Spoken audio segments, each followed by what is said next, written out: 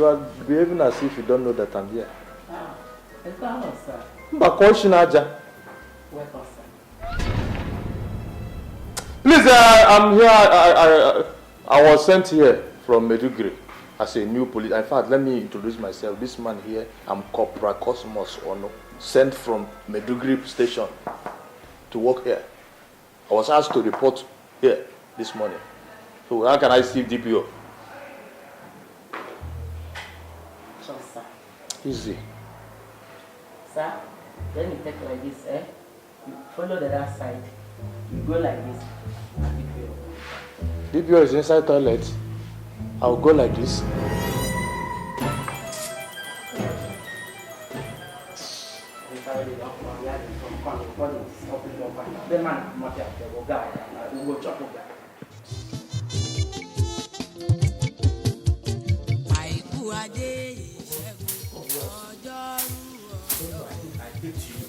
I give to you, not like in my house or wherever.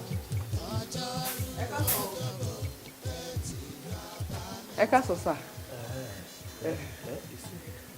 Good afternoon. Good afternoon.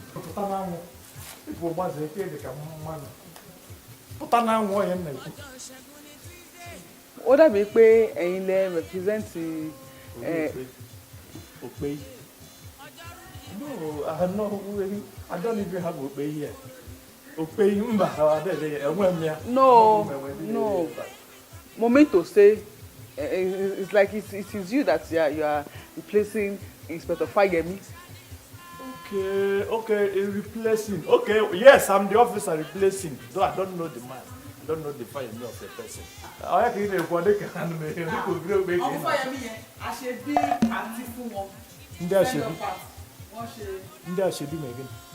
we did this party for you.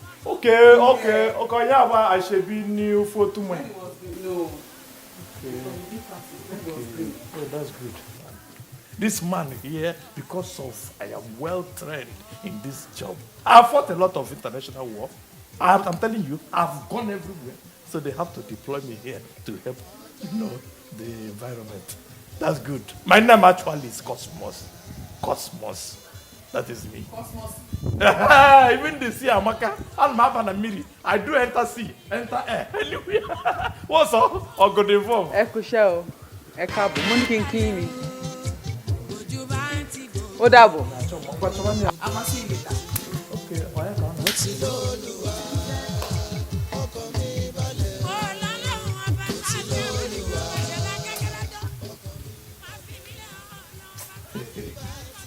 can't I bet you visit too much.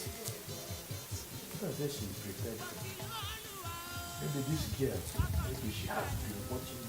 Any clothes I put. Let me check tomorrow whether she put or the same clothes I put.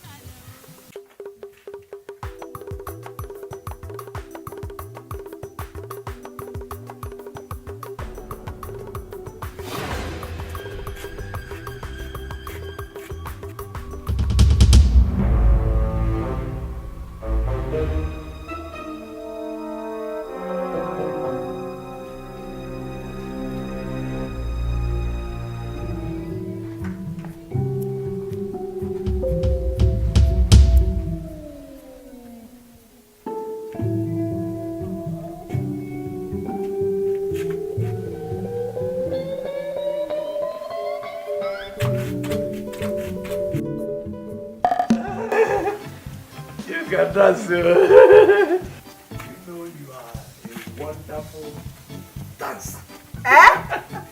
You are what putting your hand in. You are a wonderful dancer. I said that you are a great dancer. Honestly speaking. I'm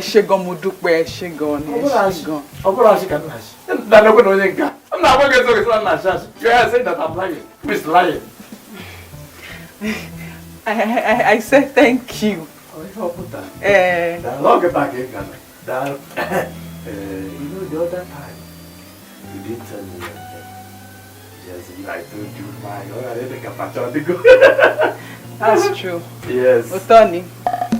Orúkọ mi ni Abímbọ́lá. Ọmọ tá bí nínú ọlá. Bímbọ́, bẹ́ẹ̀ ni. Only communion. Chirukwe. Naga wupo. Kege sitizi ya hage na communion. Ibe kwa cause su na oko.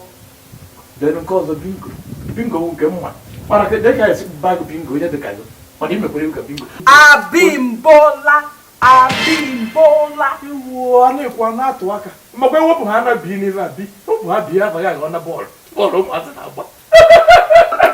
No, I'm saying that your name, you're a beautiful girl with a good name. You know, with a beautiful name. I'm just coming back from work. I don't finish for today.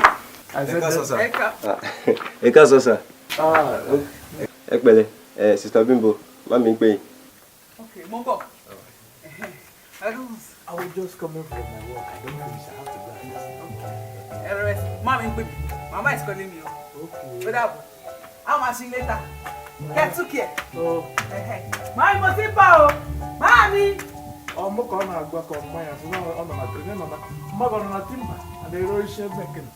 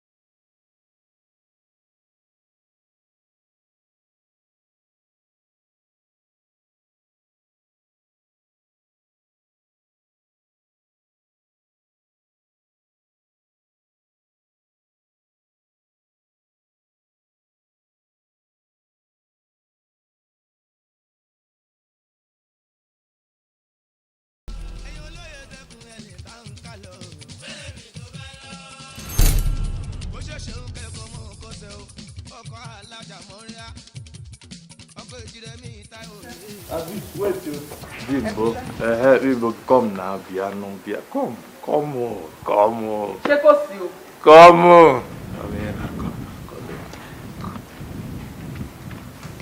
Where they go now? Kílódé? Ìbéèrè òṣìwò nìyẹn. Kílé? Mi lọ church o jàre, I'm going to church. Oh, you're going to church? Well, maybe I'm making a mistake by having this discussion with you. Maybe I should have been doing it with your father. Yeah, maybe I have to go to your father and then discuss where you are going. Yes, it will be more better. Erora. Small.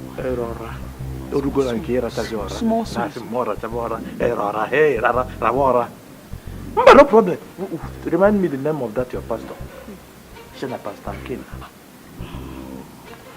And now you be the only church member in that room because you have turned the room.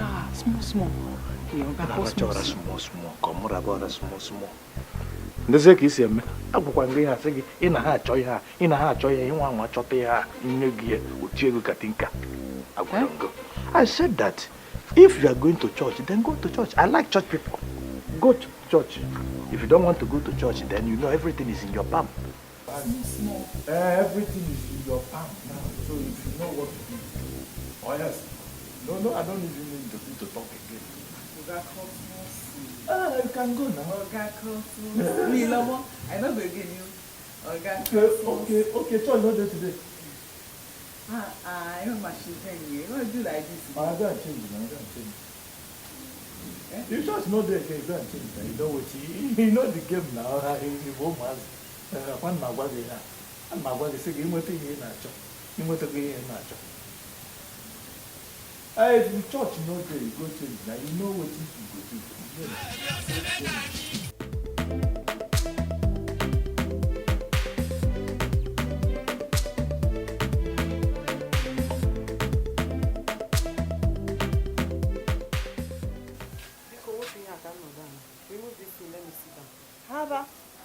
What is the problem? Can't you see that I am busy and I am using this place to arrange my clothes? Is it a crime to just sit down and be sewing my clothes? Is it a crime? Somebody is looking for my trouble in this compound.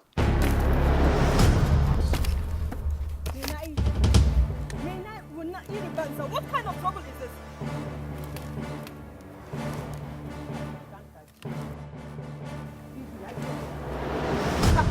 What kind of woman are you? Huh? You just like to me. What's going on? How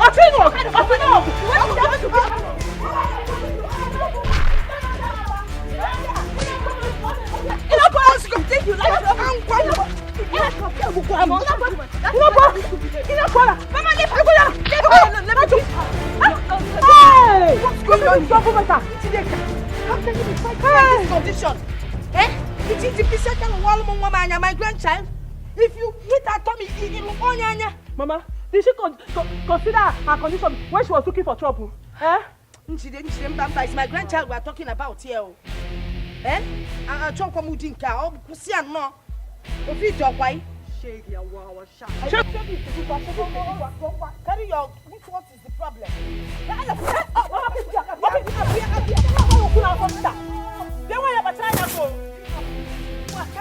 I'm not going anywhere, Mama. I want to sit down here and do this food. Okay, my special wife from Ugwausa. Mama. Mama, it's because of you, Pa. You know, it's the way I love you so much. That is why I just want peace to reign. That is why I will go inside. I love you too, Mom. This woman, that is how she used to behave. Look at how you are yellow like Pawpaw. You would not even take time to have peace for yourself. You are just restless. You don't have peace. That is why you don't have peace with everybody. You think you want to fight me? Come, I will. Mama,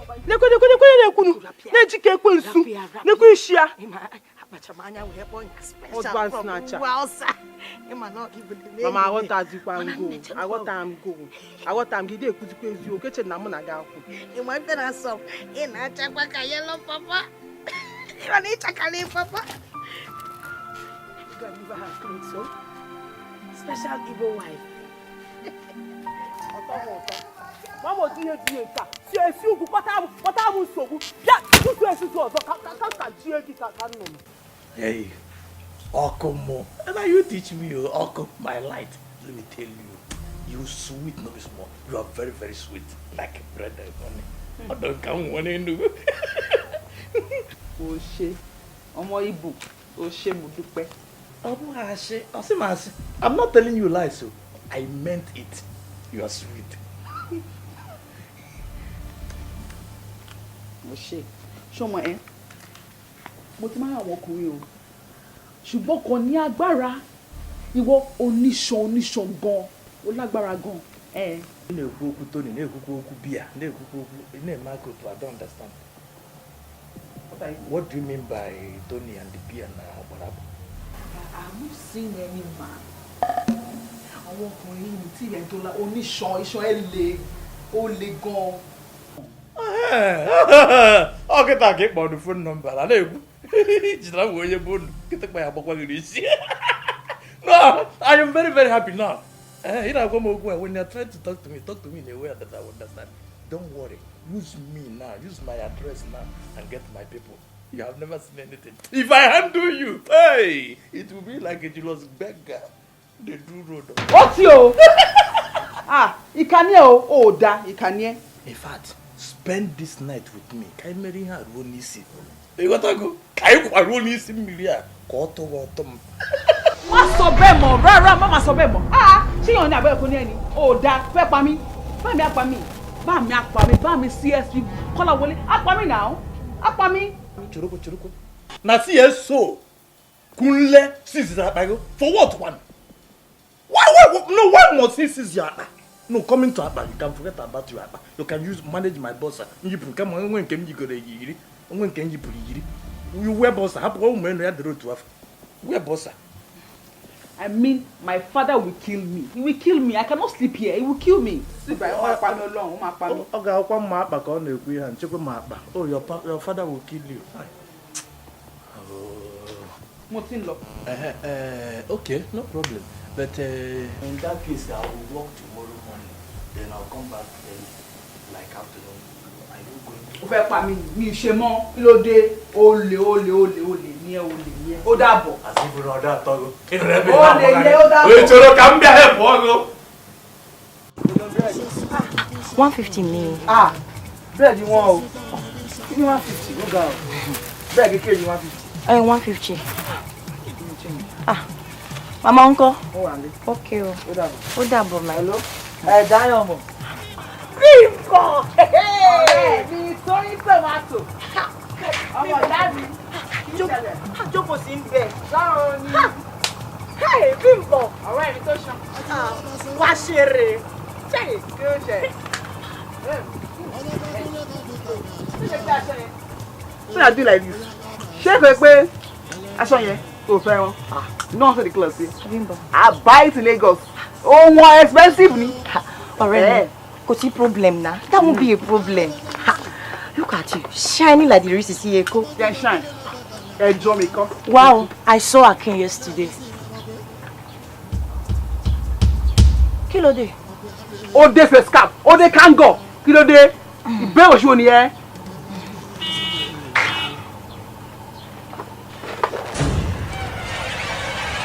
Bimbo, one na. Bimbo. Bimbo. Kí ló ṣọ̀rẹ́? Akin. Why is Bimbo doing this now? Please help me talk to your friend. Let her know that I still love her. You know Bimbo is no longer a baby now, so I don't really understand all this. Wait. What is it that this Omo Igbo have that I don't have? Osimijo. Akin, I don't know. But come on, have you tried talking to her? I've tried, but she refused to listen to me. Oh. Please let her know that I still love her. Okay, I'll do my best, okay? Please. I have business now. We are there, we are marketing it small. Bimbo, what? You're calling me. I'm here. You have been avoiding me all this while. What's happened? Kí n jẹ́ bẹ̀. Èwo ni ìbéèrè? Kíde olójú. O lè ní ẹni ayé ò tí fi o. What is it?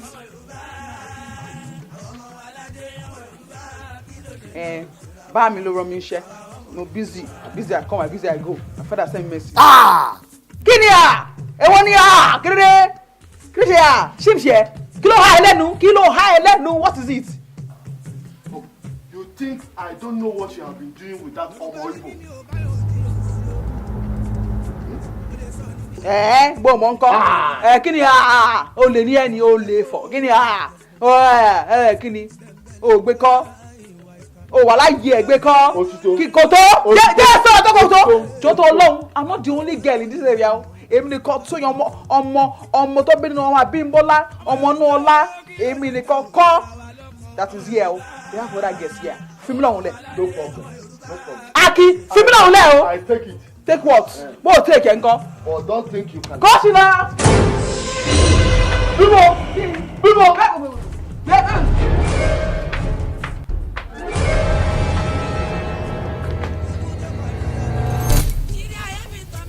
Oti o.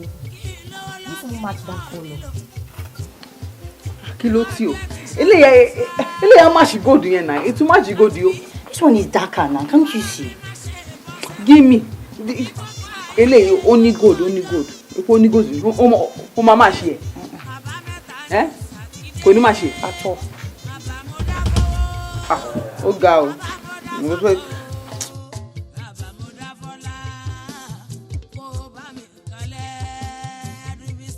Bimbo's Dikeh. How are you? Ọ̀rẹ́ Cosmos. Ẹ káàsán. Okay, see you. How are you? Fine. Well done. Ẹ ṣé o. Anyway, I'll be inside. I just want to, rest. You will be inside. Okay. Yeah, well done, Well done, Ẹ ṣé. Okay, too.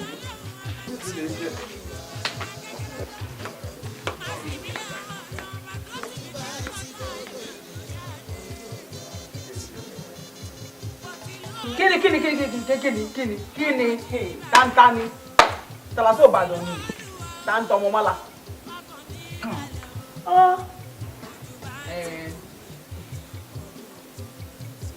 Neighbor, my neighbor.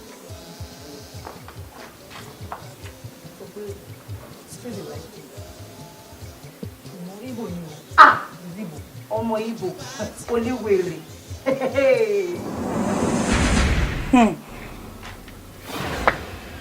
Wèrè.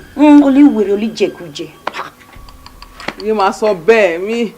Kò ṣe wèrè. It's not wèrè, Joe. I like him, you. I like him. You can't trust them. I heard they use their wives for rituals. Ritual? Tóyìn. Tóyìn tomato ritual. Kí ló dé? Shims here. It's a lie, yo. I don't believe you. It's a lie. Okay, what's the problem now? It's a lie, yo.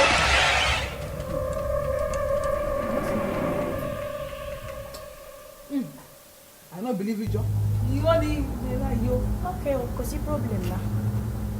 Me like it. Ọkọ mi jẹ́ Tóyìn tomato. Oye chicken. Ishiki. Enjoy. Fàájì làwa mú kíní kí ló ṣe ẹ́. Ọmọ àti lásán àjẹ. Ọmọ tó ṣan. Tóyìn tomato. Mo láìpẹ́ wọ́n ìwọ̀ ọkọ mi. My husband.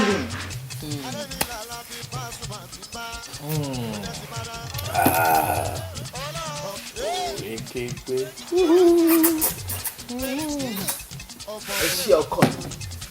Ọwọ́ Igbo ọkọlọkọ mi dánlọkọ òsì.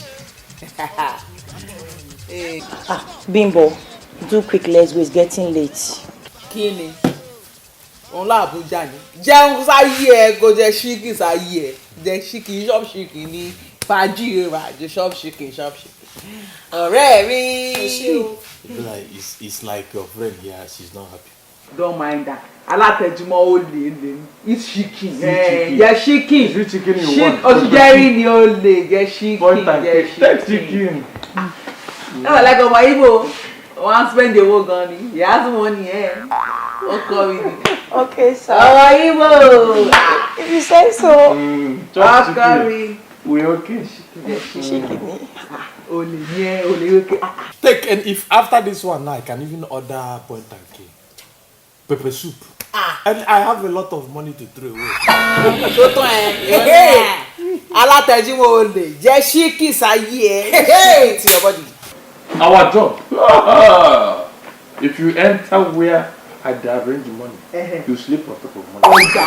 Mo sọ fún ẹ tó jì. Ọkọ mi. Bimbo, you are lucky. You know? Over. Yay! Àwọn Igbo. Bimbo, congratulations. Ọkọ mi. Jẹ chicken sáyé ẹ̀. Let me feed you. Ọkọ mi. Gbọgbọgbọ. Akata. O ṣe. O ṣe pọ̀pọ̀. I understand. O lè tó gbígbé lẹ̀. Akin, is anything the matter? That's why I came into my office. Is anything the matter? You said you want to see me. What's the problem? Ẹ má bínú sir. Ẹ má bínú, má gbogbo gbà, má bínú. Akin, you have done with this, má bínú. What's the problem? Kí ló dé? Sir, I'm sorry, sir. Sir, it is about your daughter. My daughter, kí ló ṣe wọ́n ti pa mi? Is she hot? Oti. Now, you know I'm a no-nonsense officer. If you form mess, I'll throw inside the cell. Now talk! Sir, Bimbo, your daughter, and Omo Igbo Cosmos, they have been doing something behind you. Omo Igbo? Yes, sir. Which Cosmos? Omo Igbo. Omo Ngbe, Ode Panumọ. You've known about these things and you kept quiet, Akin. Kí ló ṣe lórí náà? Má bínú, sir. Kí ni má bínú, kú ọmọ ẹ̀dẹ̀rẹ̀ ọmọ játijàti.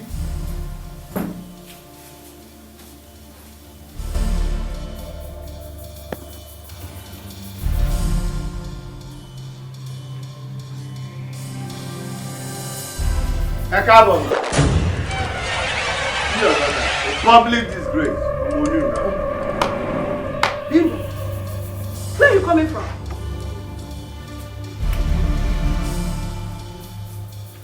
Come closer, let's see you. Oh yeah, come closer. Come closer, let's see you.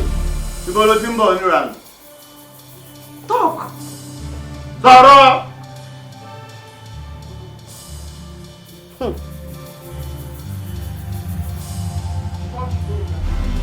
Ilé ọmọ Igbo ti di church. You are coming from that house, Abi. Bimbo, you want to be a disgrace to this family? Irọ́ kí ni? Ó ń parọ́ ni oníranù. Bimbo, where are you coming from? Mbolo ti ń bọ̀ Bimbo. Ọmọ oníranù. This is the last time I see you from that Igbo's house.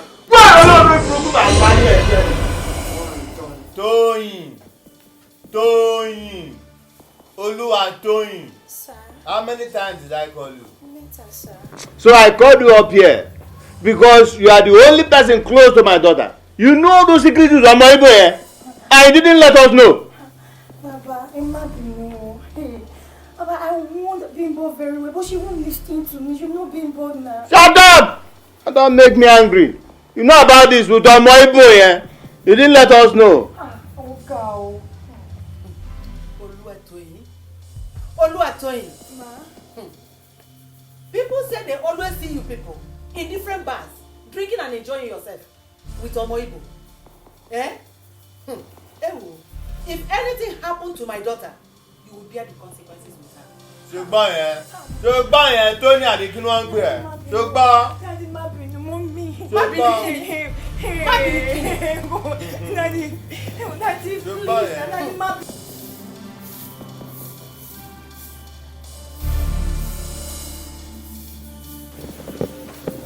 What's the matter?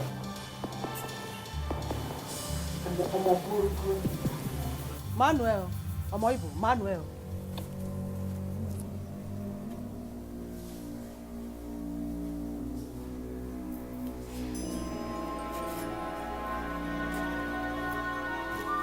I don't blame you. Me, cause more cosmos okay na bomo. I will mess with the one for Igbo. I'm gonna judge one them. I'm gonna run them 2 years. Look at you, I'll go a woman with you. That's a man, Mamma. It would my Manuel. I'll put my Manuel. When did you come out, my Manuel? I can have my force.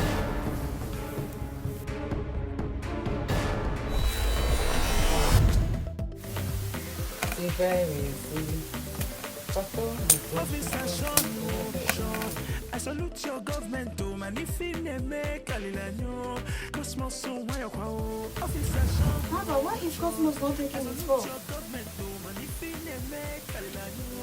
Maybe he's on duty, Papa. Yeah, but it doesn't matter now. You should have even picked. Yes, Oko. You the sing Oko. Yeah, bam.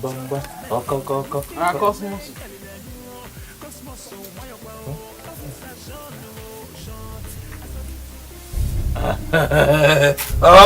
Any piggy calling in.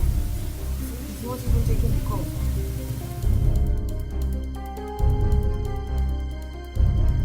Pick your call, you Jerry. My God. All those our numerous girlfriends, yeah. Numerous. What girlfriend, yeah. Epic, yeah. Epic. The more I'm bargaining about it, and then you might rock. You never know. Let me tell you, you are the only woman in my life. I swear, I'll pronounce him was even not bending.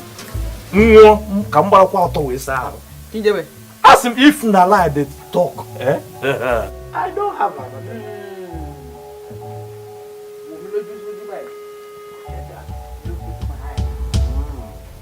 Say it, you're lying. Say it. You are lying, I'm not lying. I'll leave that. I did tell you, You're lying, you. I'm not lying. You're lying. What do you mean by lying? Hey, Uncle. What is going on here?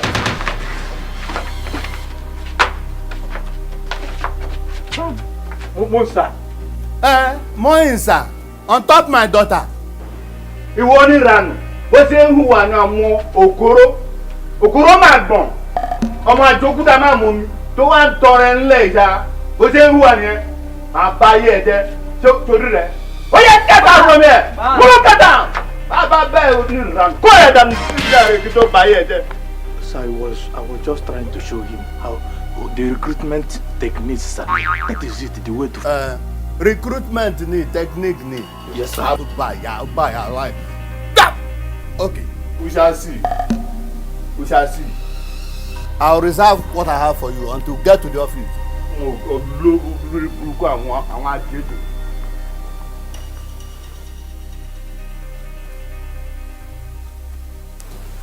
Nwoke ahụ mara ka iru ya dị ma ọ na-ekwu okwu na-adị ka nkịta chọrọ ịta mmadụ. Sure, sir. Easy, officer. So we're ready to move out, sir. Make sure you put on my way. Put him where the bullet will hit. Baby, sir. Permission to follow, sir. Granted. Let me see how that boy would die and meet his ancestors, and so that he come back for my daughter again.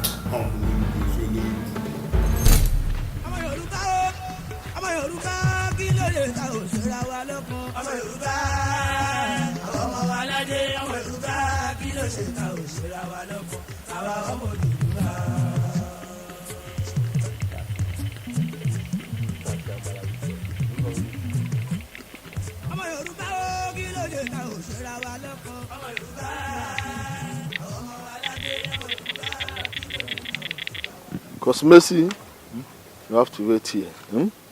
We'll go and check some criminals. There are some bad boys that used to walk about here. So wait for us here, we're coming. At least give me small gun, that short one. When I go to how can I be here only with a button? Cosmos, stay here, we are coming back. We are not going to waste time. Ambojo.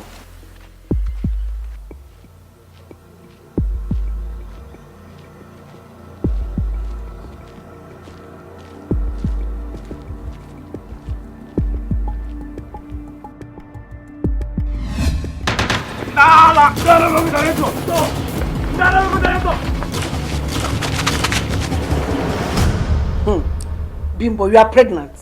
Mommy, I'm not pregnant. I said you are pregnant. My nephew,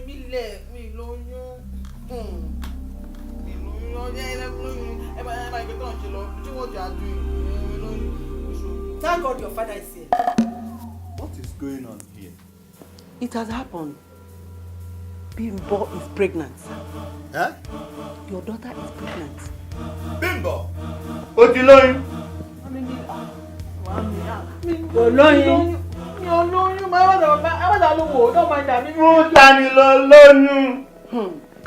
ti lóyún lẹ́nu. Talk to your father.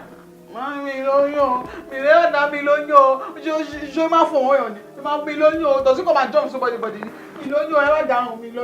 Ṣé mo bọ́ níranù ni ẹ́ tó lóyún lẹ́nu? Ta ló lóyún fún ọ? Sọ̀rọ̀. Mi lóyún.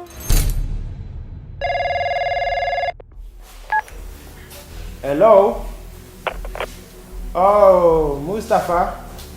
Oh, it's been a long time here. Oh, we are fine indeed.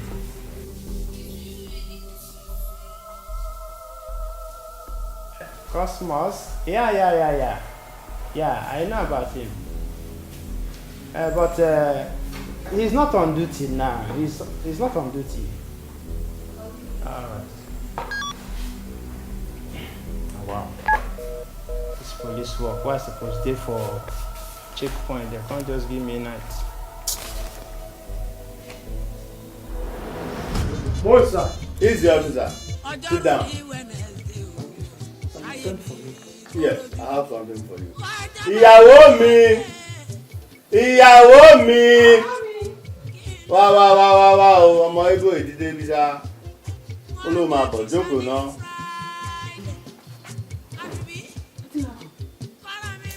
Ṣé máa kì í bọ́ ọmọ yìí sọ̀rọ̀ jàre? That's my daughter. Oh, that's good. She's pregnant for you. Praise God. Just that little play. Hey, Chineke. So it shows that this man, I'm a real Cosmos son is a real Igbo man with real Igbo blood running in my system, sir. Have you been? I brought out all my powers. So by now, Shut up! Now let me tell you something. You must marry my daughter. Don't play this prank to him.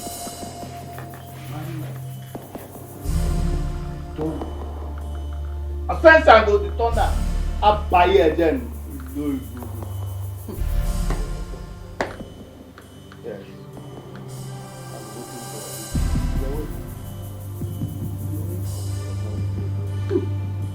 for buy here then. Two buy here then. I go buy here then. I'm ready to get out. You can wait. Otio. Inspector. Yes. Okay, why is it that you did not go down to Ali Bobai to go and find a good girl to chocolate? Or tell me. You know, at times when you talk like this, I will begin to, turn around to know if you are really the one talking. It's like the blood of Yoruba people is now living inside you. Anyway, whether Igbo girl or Hausa girl or Yoruba girl, it doesn't matter. Will I call it just a little introduction? Or let me just say I'm going there for traditional marriage. Simple. All right. For me, I would bring the Igbo Union to join us. You see? That is why I asked you to come and join the Igbo Union and be a member because of a time like this. Ojuku. Like Jesus. Ojuku, you are not even supposed to answer Ojuku as your name. Because now you are talking about Igbo Union. Sure. The way you are talking doesn't even indicate that you are Igbo man. See the way you are dragging everything. Going up. Sure. Anyway, what I need is just one or two persons. Just way more phone your mama than Abu. Let them follow me there. It's over. It's okay. Now, another thing more importantly. I don't know whether you still have this your red cap. Yes. I get that. If you don't have it, if you can't locate it, let us find a way to borrow. You need to put it on that day. Then you take go berego na ba. Berego. Take go berego na ba. Hey, Oloma. Oloma. Otego liberego. That mean we don't know. Bro. Take go na ba. Tinyo berego na ba. Later we talk. You get Donchester. Donchester I dey. I get am. Give me one Donchester and one pure water. You dey, I will bring am. You go wait. Oloma. So attend to him first. Mana o come and ke get tigo dey go na ba. Otego liberego. Oloma. I go mo ga fun over there. Talk. I am very, very busy. This is morning. I don't have anything in my shop. I want to start cooking. I know. Ubutenoche, bring seat close. Let us.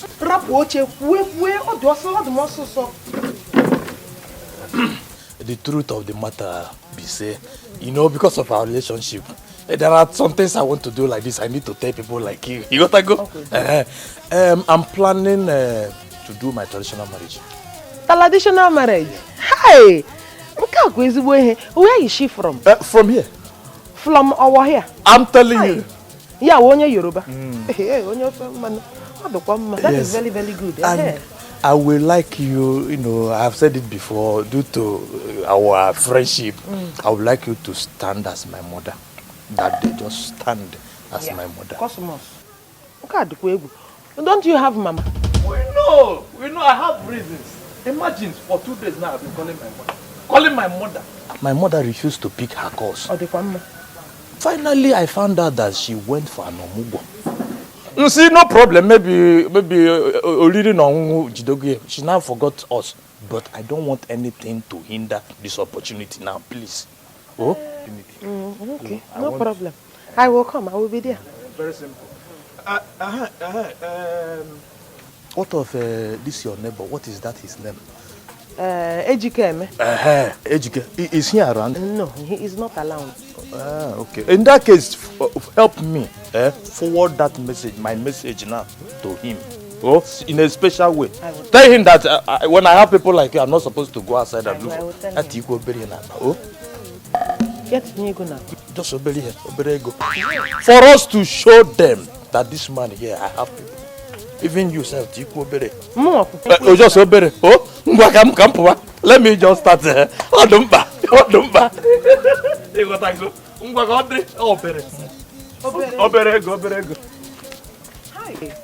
Police or no police. Una dey agbanwe. I'm ready, ma. Is it maybe we can go to this? Yeah, come there.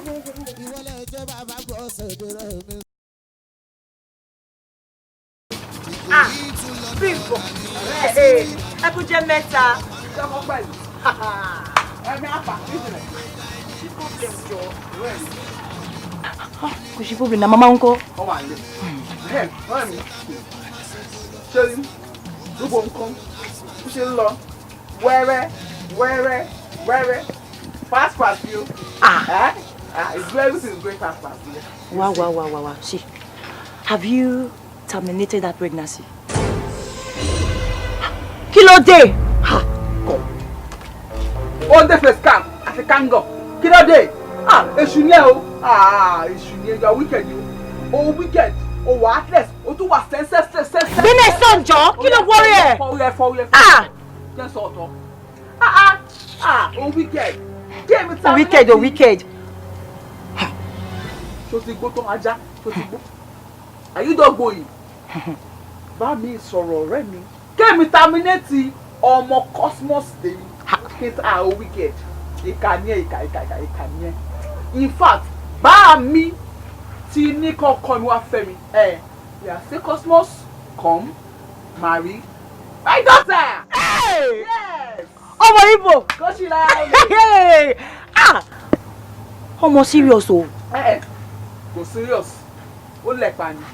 Meanwhile, ọkọ mi Cosmos. Ó fún mi ní owó pé ìyàwó mi go to the market yo. Wọ́n á bá yín sí I came to meet you. Ká lọ sọ́jà.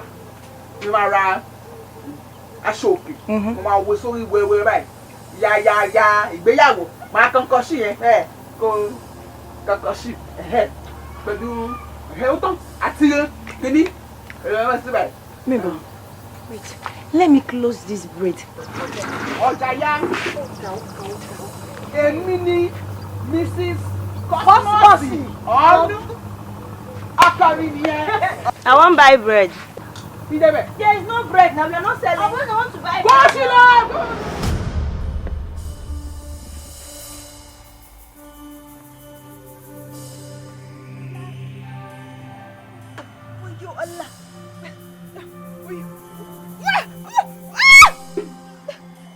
Wayo Allah. My wrist. Allah, please help me. I think my baby is coming. La ilaha illallah.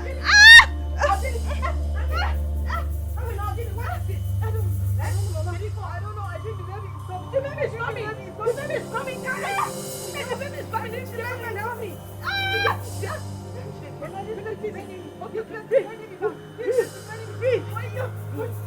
We need to get her to the hospital. Okay, go and get some money. Look after the house. Let me take her to hospital. Mama, if I not breathing after the house, is she the first to be in labor? Wayo Allah. Let me take Allah. Wayo.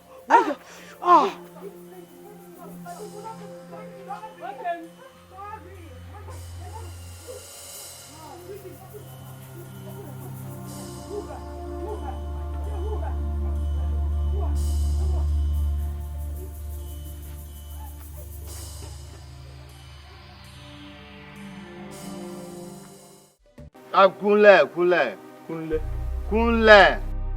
Lead down, get down for blessing. Okay. Àmọ́ ògóró máa gbọ̀n mo ló dọ̀bálẹ̀ wọn ò tọ́ yín dáadáa àwọn olórí burúkú. Àwọn ọ̀dọ́ olùlọ́pọ̀lọ́. Ẹ bá gbé ilé ọba ó yẹ kẹ́ dọ̀bálẹ̀ ni. A fẹ́ máa náwó ni. Ṣùgbọ́n ọmọ mi ṣá ọmọ ojú kan ni èmi ló wẹ̀ ẹ́ mà. Only one eye o. Go bá mi tọ́ dáadáa o. Oya you now stand, let me bless you people. Nah. Wà á délé dẹ̀. Mọ́lá. Bẹ́ẹ̀ lọ bẹ́ẹ̀ ṣá.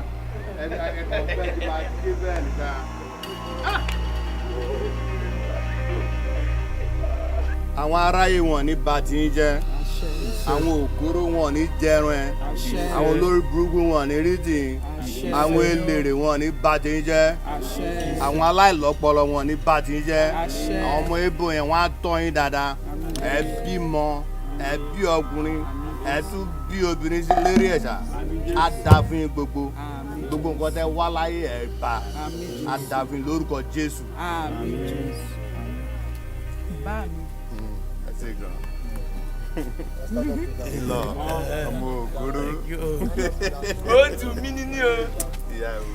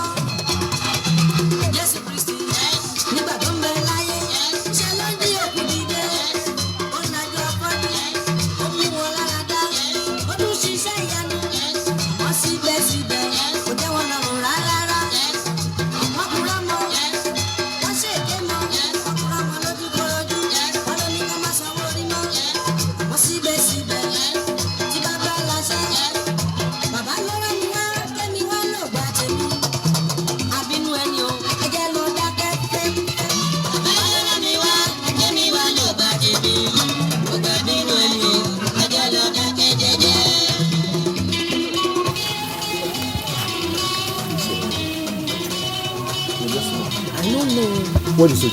I don't know. I flew up on me. You didn't come again.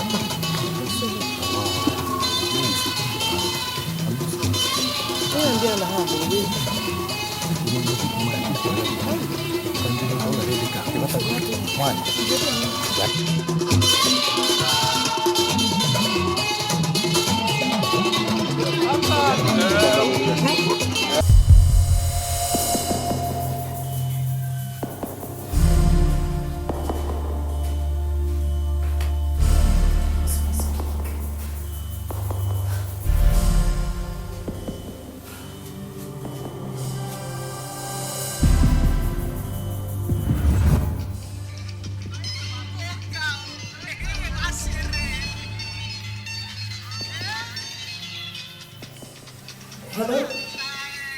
Because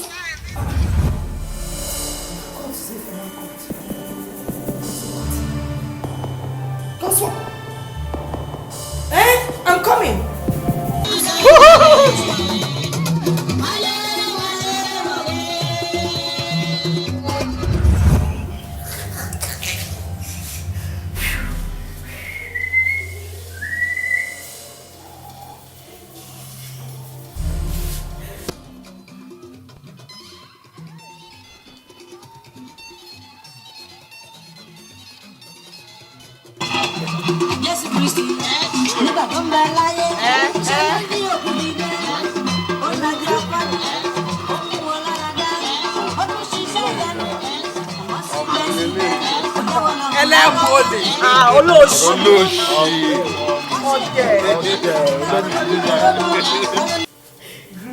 Hello, Cosmos. Mama. Cosmos, what may do? Cosmos, it has happened. Amina has put to bed. Who's it that go? Hey! Oh my God. That's good. Mama, when did she born? When? Hey! God, thank you.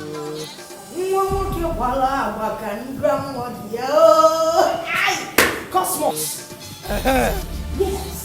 Bouncing baby boy. Ora comes. Short Cosmos. He looks like a new police. Oh yes. Yes, so now cannot see inside. Bye. No.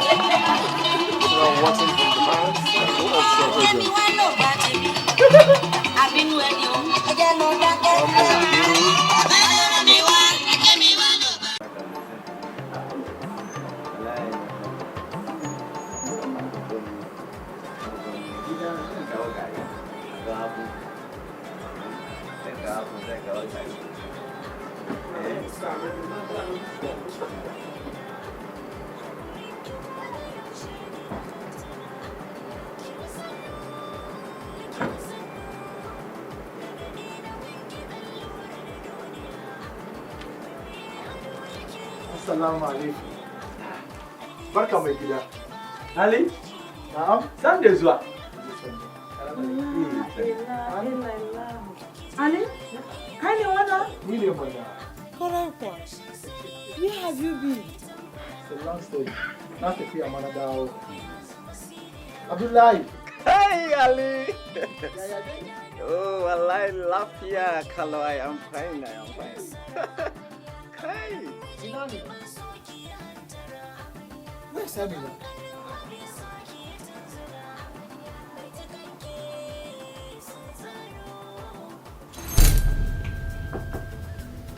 How could that have happened? That in Yamari? This is most degrading. Wallahi! Okay, can you disappear? Is it not you that disappear? Nobody knows your trace. Yes, without a single trace. Amina felt so bad over your sudden disappearance. She so much loves you.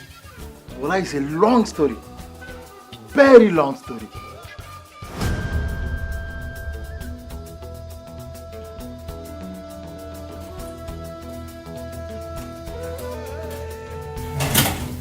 Haba Baba, you are still awake. Bakabashi Koba. How do you expect me to go to sleep? Yeah, Zembachi. When my son stays out late. Haba Baba, just went out with a friend. Aha! That wretched little girl. Who? You think your little sescapades will continue unnoticed in this house? Haba Baba, he's my friend. And I'll marry her. Say I'll later. Okay, that has to stop. Kanajina, you are my son and I, your father, will bring a bride. She must have to come from our class. Kanaji. Haba Baba, gone are those days when fathers bring bride for their sons. Haba Baba, Katina Nimana. Kai Kamishuru, what do you know about olden days and modern days? I've told you. Shigal Aiki. Shigal Aiki.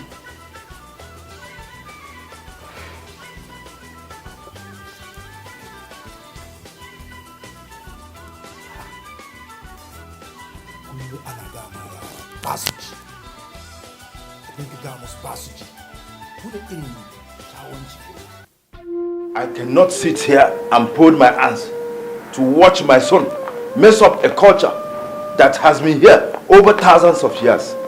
It is impossible. Impossible, Kaji. Baba Tambaya, how can making a girl my wife mess up our tradition? Nasonta, I'm in any case so. Dale Kabari Aureta. Okay, Mr. Loverboy. Mr. Loverboy, your first love must have to come from our lineage, the ruling class. And she must have to be a pure princess. Can I, Gina? Bana so. Is Amina or no one else? Ali. Well, I will not flaunt my powers over her poor family. Amma, if you push me to Zawal, I have no option than to make them disappear. I can do that. Tell me you don't mean that, father. How about Baba? You see, Ali, my son, you know I want the best for you. It's just that Bani, so I don't just want to with that wretched girl. Mingling with that wretched girl. Call your lover. And again, henceforth, before you leave the fortress of this house, you must take permission from me. Kanajina. Baba. It is an order. Defy me and you face the real test of my wrath. Kanajina Ali.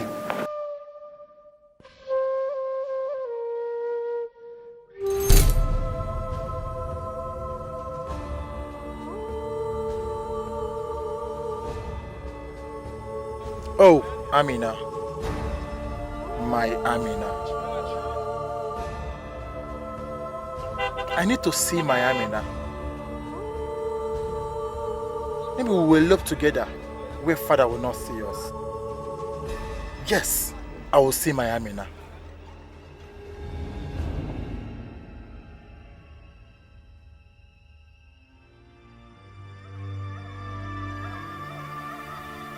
I must see Amina. Dole zan ganta.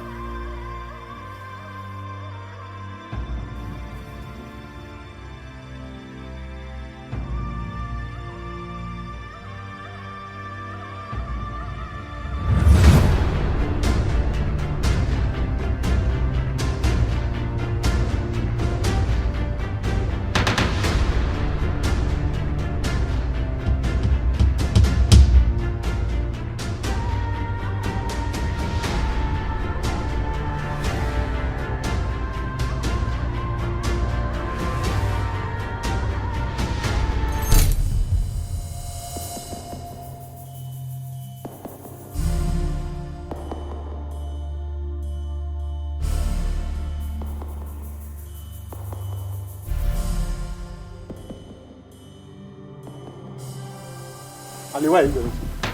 I want to go and get something on the major road. She has ordered that you should not leave this palace till further notice. Why? Am I not a prisoner in my house? What is happening? Make a para. Ali want to leave this house. I For want what? to order. Kai! For what? Let's so say only about back in Titi, man.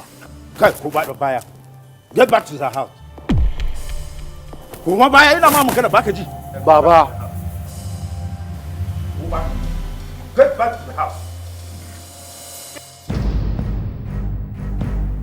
Kai!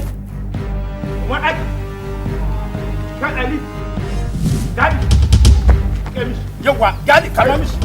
Tasho hanya. Gabra hanya. Kana basa kunya. Kasi mama ko tune. Taja hanya. Kalile. Jabani. Baka jikunya. Take kitani. Baka.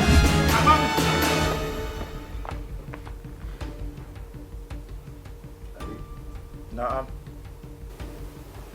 Since you have decided to disobey my orders in this house by going to see that wretched girl,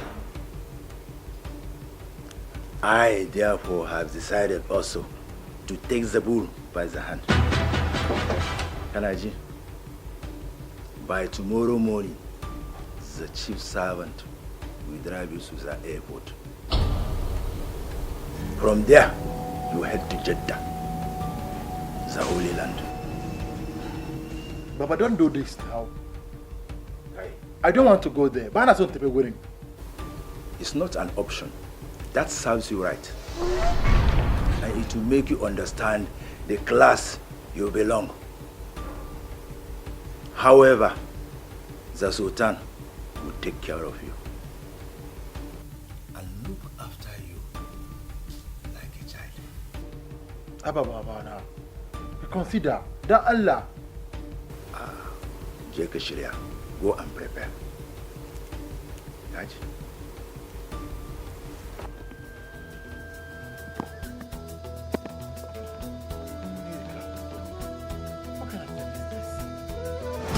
But I sent so many messages through my mother. Wallahi. Wallahi, I don't know if anyone got your message, call me letters. Wallahi, Basam Kwebra. Hajia must have stopped those letters from reaching her. Hajia. But I must see Amina. Even if it's getting or going to the end of the earth.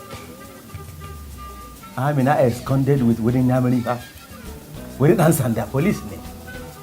Why then Yamari? When I posting now.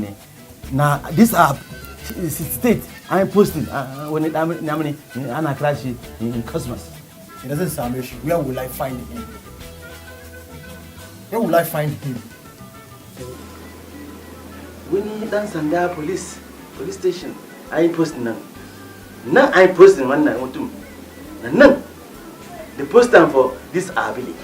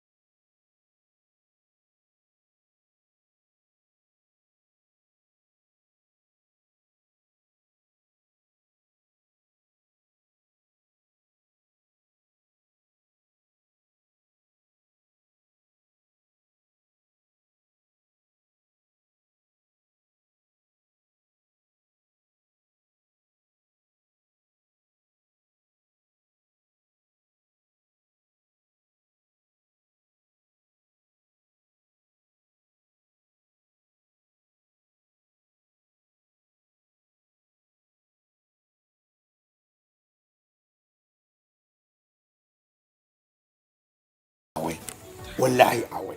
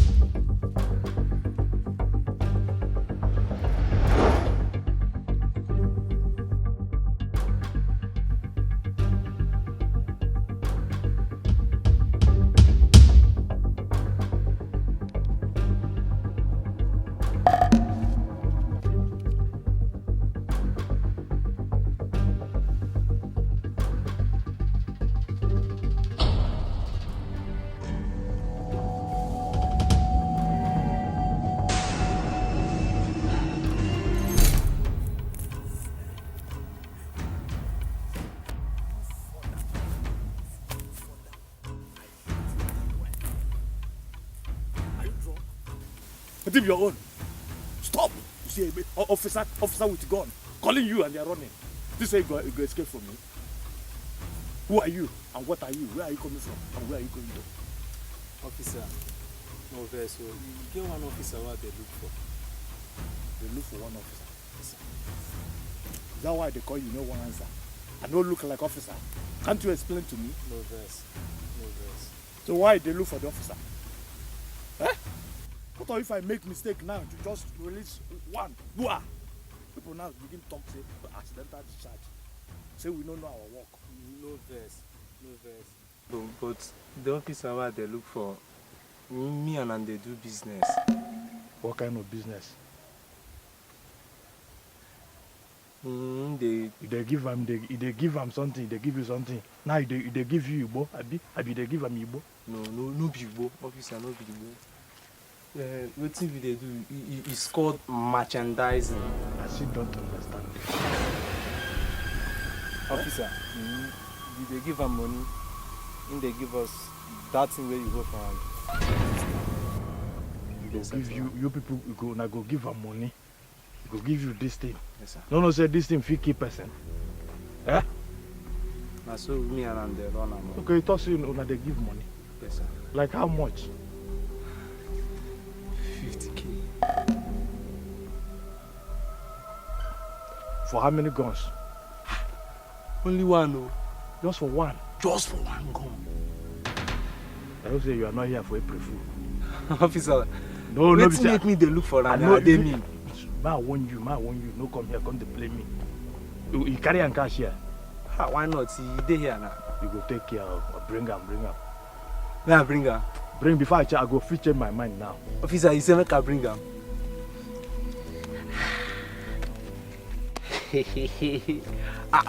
Joe, Twale. We guess what?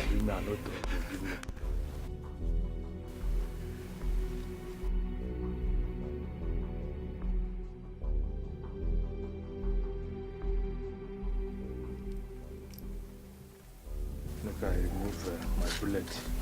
Oh, I leave him. You go pay for the bullet. No waste. I swear, it's only this one you do for me now, eh? I swear I go use a mark better, my God. Don't use a anyhow. Take a easy. Wait till you don't do for me now, eh? You no go understand. But when I come, you return.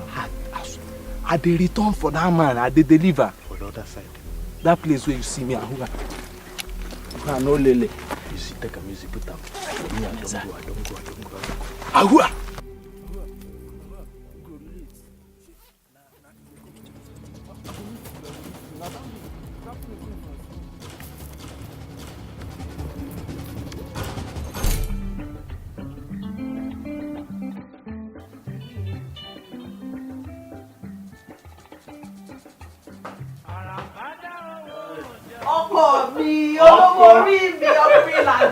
Yes, sir. I'm telling you, hold first.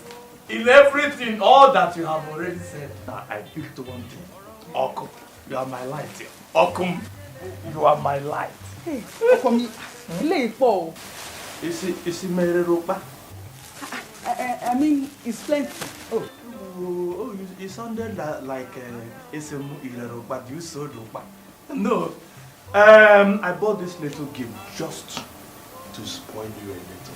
For me, Nikon? I'm telling you. It's you alone. Forget about any other person. I bought it for you. And I send you a cup. Oh, sure, for me. Were you paid to the salary? Did they? For what? Must I receive my salary before I buy something for my darling? Let me tell you. It's like you have forgotten the type of job this man, the type of job I do.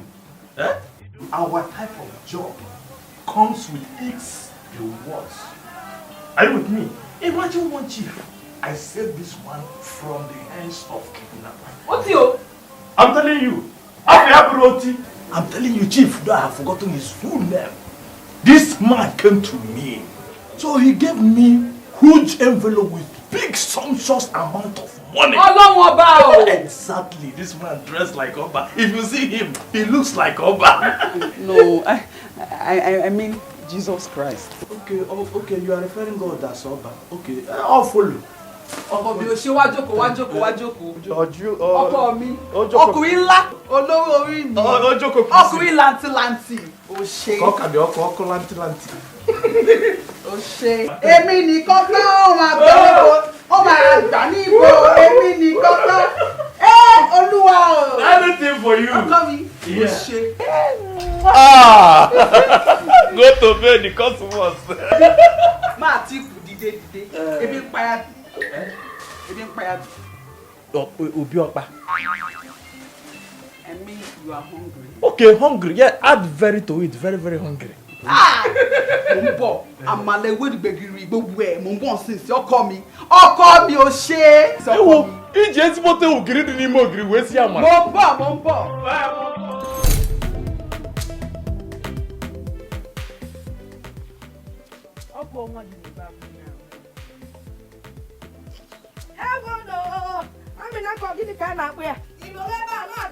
Your baby is busy crying inside, eh? If you don't want to carry him, go and bring him. Let me cuddle him. Haba, Mama. I don't know how Usa babies can shout like this. Please go and carry him before he screams down this house. Lucky, you should shut up your mouth. Chideka, Aselewakute, Akamkoloi. Is it your business? Did I call your name? I am just very hungry. I just want to eat a bit so that I would have strength to feed the child. I don't know why the baby is even crying like this, fa. I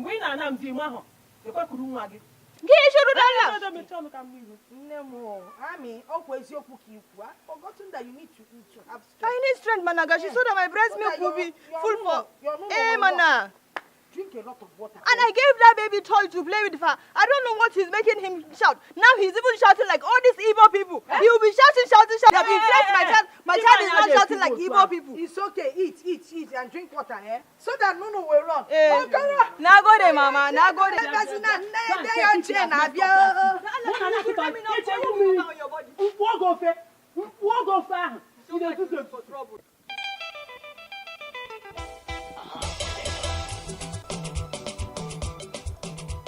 Ahmad Ali mai matasa Ahmad Ali mai matasa Naminu waziri matawalle Naminu waziri matawalle Na gwamna Ali wa makwannan Alwa makwasan na tammu gobe Naminu waziri gwamna gobe Ahmad Ali ya dukkutunmu Ahmad Ali mai matasa Ahmad Ali mai matasa Na gwamna Ali wa Assalamu alaikum, officer. Sunana Prince Ali, son of Shehu. Okay, can we do for you? Can I see the DPO or any officer in charge? Okay, the DPO is not on set now. Can discuss. I'm looking for one officer. I learned he's from this village. This village? What is his name? Kama students are Kwasmas, Ani, Kwasmas, Sani. Okay, Cosmos on. Yowa. Okay. He's no longer in this division. He was transferred. Okay, but the family lives in this village. I can take video. That would be very nice of you. That Allah take me there.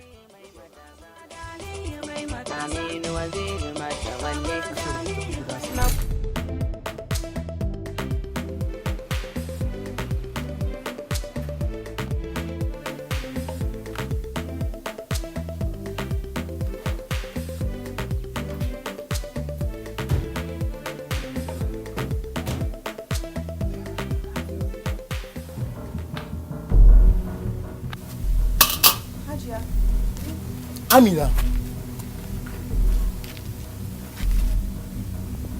Ali? Ya kike? Amina, ya kike? I'm fine. La ilaha illallah. Kamar nan Jamiri ya cuce ka. Me yasa ka zama haka? Yeah, Amina, who are these people? Eh? That's my mother. La ilaha illallah. Ken ke bukwa yayi kike anu ana so eba. Because what exactly are they doing here? What do you want? Keep no cho. No just land that no be much aputana chala if and go na mali sika can defana in India. I dey contact the hand contact. Anina, da ainihin mai gidanki ya dawo. Haba. Biko, madam suchi fana bem. Yankandaranjia. What are they saying? Macaron sweet for someone when you were a rubber. How can you do? Madu Bono Kitchen, a baby naked in the channel, and I won't get enough for nothing. About one can lie if I want in there. Well, my own language first say now you will not like me. So be about that you will. You got to find out why. Maloma, Jabba, Maloma, Manula. Yes. Oh, yes, somewhat if I.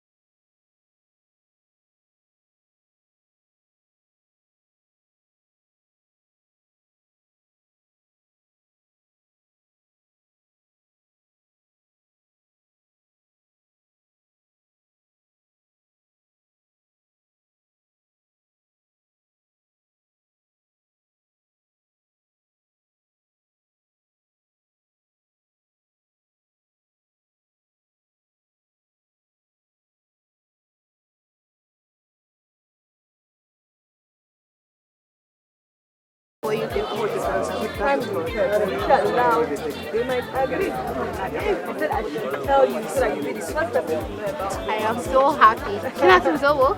Bali mana.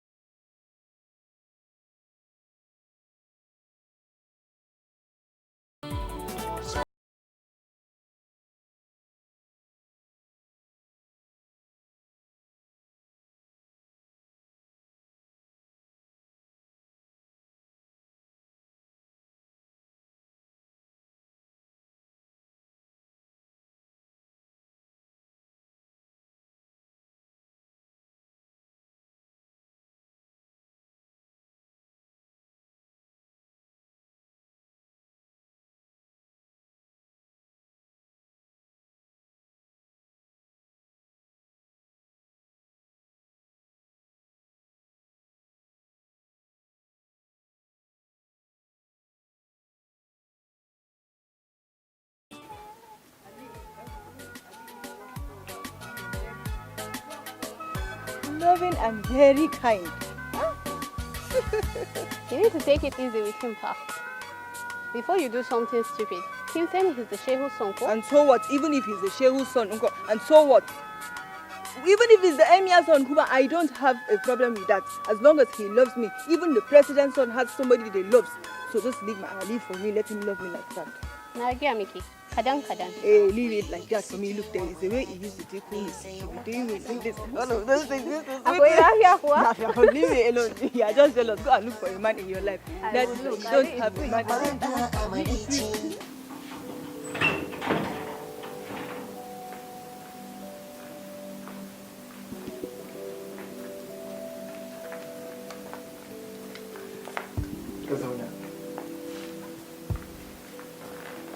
Your house is very beautiful, Pa. Thank you. Thank you. You're welcome. Make yourself very, very comfortable, eh?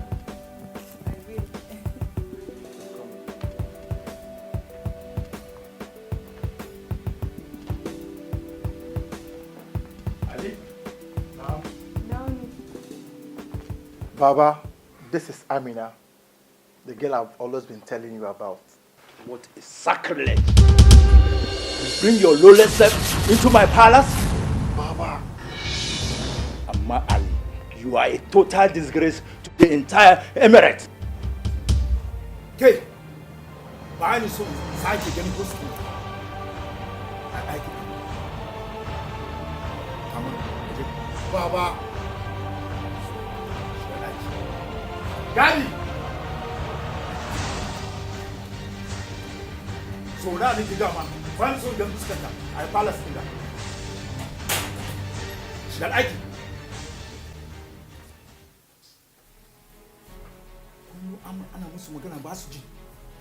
What is this?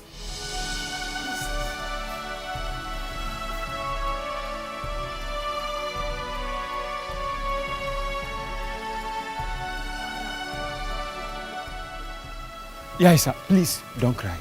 Yaisa couldn't cook. He said you should go home. That he come and see you later. Please don't cry. Hey, Amina.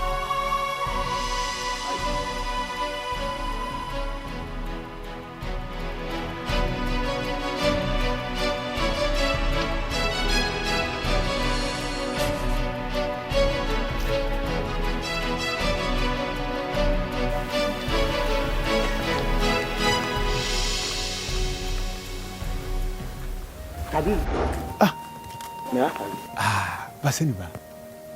Ba komi. Kai.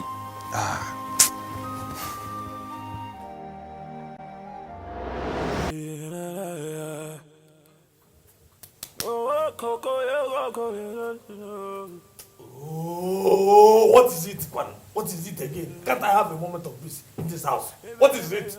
I want money. I don't have any money. It's again. I don't have any money on me. What are you going to do? Yatamata.